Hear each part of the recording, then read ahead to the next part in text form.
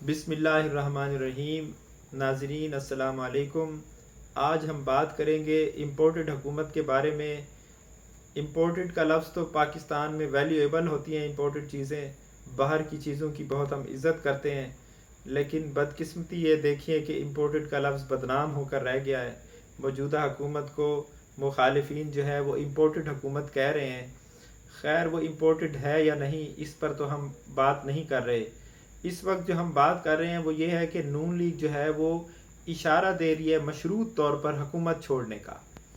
ان کی ایسے ٹویٹس آ رہے ہیں، ایسے بیان آ رہے ہیں، ذرائع کی طرف سے ایسی خبریں آ رہی ہیں کہ حکومت شاید وہ چھوڑ دیں، کیونکہ معاشی چیلنجز جو ہیں وہ بہت زیادہ ہیں، ان پر قابو پانا آسان نہیں ہے۔ 25 مئی کو دوحہ قطر میں IMF کے ساتھ مذاکرات کرنے جا رہی ہے نون لیگ کی حکومت، اور وہ یہ کہہ رہے ہیں کہ اگر یہ مذاکرات نتیجہ خیز ثابت نہ ہوئے تو پھر ہم حکومت چھوڑ دیں گے اور نئے الیکشن کی طرف جائیں گے۔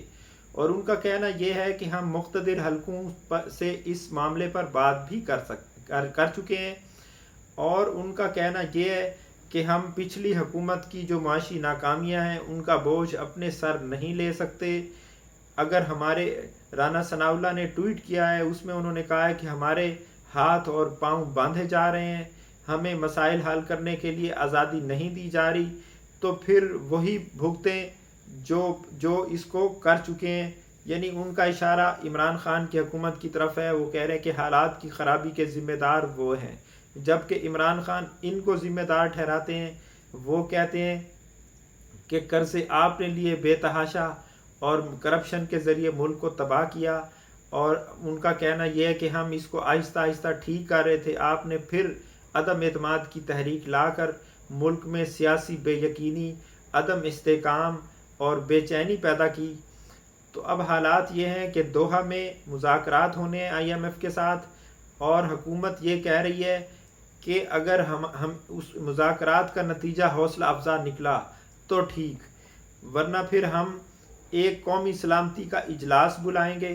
اس میں شاہد خاقان عباسی کی تجویز یہ ہے کہ قومی سلامتی کمیٹی کا اجلاس بلایا جائے، اس میں صدر مملکت شریک ہوں، قومی اسمبلی کے سپیکرز ہوں، صوبائی اسمبلی کے سپیکرز ہوں، چیف جسٹس ہوں، اور ہائی کورٹس کے چیف جسٹس ہوں، چاروں وزرائے اعلیٰ ہوں، اور آرمی چیف اور DGISI، اور یہ تمام سٹیک ہولڈرز جو ہیں وہ تمام لوگ شریک ہوں، اور وہ فیصلہ جو ہم نے لینے معاشی سخت فیصلے یہ سب مل کر لیں۔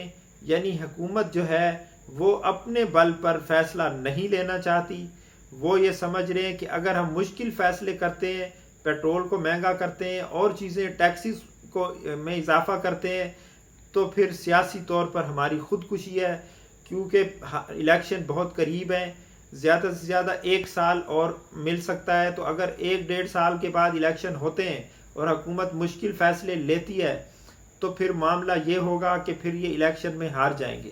اس لیے وہ کہتے ہیں کہ یہ بار گراں ہم اپنے کندھوں پر اٹھانے کے لیے تیار نہیں ہیں۔ تو حکومت جو ہے وہ تقریباً روز اشارہ دیتی ہے کہ صبح گیا یا شام گیا، کہ صبح کو یہ جا رہے ہیں یہ شام کو جا رہے ہیں۔ تو ایسی بے یقینی کی حکومت جو ہے وہ معاشی حالات کو اور خراب کر رہی ہے۔ تو بھئی آپ کو پتہ تھا پاکستان کے معاشی حالات خراب ہیں، اگر ان معاملات کو عمران خان جیسے کیسے چلا رہے تھے تو اس وقت آپ نے کیوں یہ مداخلت کی اور یہ سب سازش کی اور عدم اعتماد کی تحریک لائے، اراکین کو خریدا، لوٹے بنائے اور ملک میں افراتفری بے چینی پیدا کی؟ 1 سال انتظار کر لیتے۔ اب آپ حکومت چلانے کے قابل نہیں ہیں، کبھی کہتے ہیں کہ یہ ان کا گند ہے، ہم اس کو نہیں اٹھانا چاہتے۔ پہلے بھی آپ یہ کہا کرتے تھے، لیکن اچانک کیا ایسی تبدیلی آئی تھی، ایسی کیا صورتحال میں بدلاؤ آیا تھا کہ آپ نے اچانک ہی سب کچھ تلپٹ کر دیا، حکومت گرا دی، اس میں بہت ساری اور چیزیں بھی شامل ہو گئیں؟ تو خیر صورتحال یہی ہے، بریکنگ نیوز ہے کہ حکومت جو ہے کسی بھی وقت جا سکتی ہے۔ 25 مئی کے بعد اس حکومت کا کوئی بھروسہ نہیں ہے۔ ڈالر جو ہے وہ اس کی اڑان بہت اونچی ہے، 204 پر چلا گیا ہے وہ، اس سے پاکستان کی اکانومی جو ہے وہ مزید نیچے جائے گی۔ یعنی بعض لوگ تو یہ کہہ رہے ہیں کہ پاکستان جو ہے عملی طور پر ڈیفالٹ کر چکا ہے، صرف اس کی اناؤنسمنٹ باقی ہے۔ اگر IMF پاکستان کو قرضہ نہیں دیتی اور سعودی عرب پیٹرول ادھار نہیں دیتا تو پھر پاکستان کو ڈیفالٹ ہونے سے کوئی نہیں بچا سکتا. اور یہ مہینوں پر نہیں ہے، اب یہ دنوں کی بات ہے. اور حکومت جو ہے شش و پنج کا شکار ہے، کنفیوژن کا شکار ہے، گو کا شکار ہے. 2 دن پہلے انہوں نے کہا تھا کہ ہم ہر حال میں اگلے سال اگست تک بیٹھے ہیں اور ہم حکومت چلائیں گے، اس معیشت کو ٹھیک کریں گے، اس چیلنج کو قبول کرتے ہیں وغیرہ وغیرہ، اس طرح کی باتیں.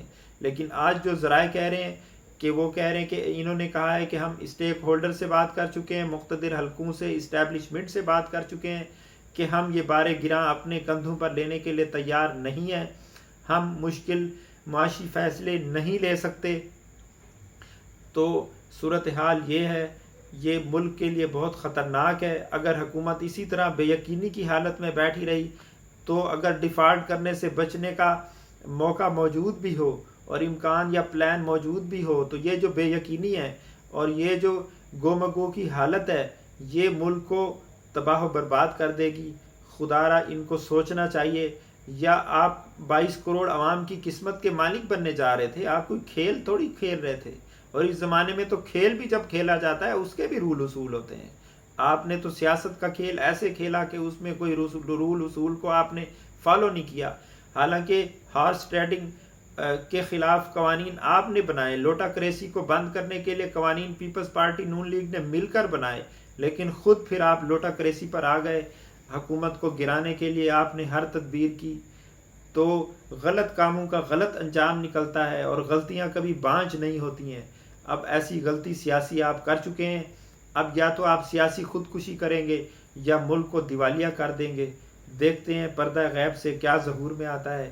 اب تک کے لیے اتنا ہی، انشاءاللہ ملتے ہیں نیکسٹ ویڈیو میں. اللہ حافظ.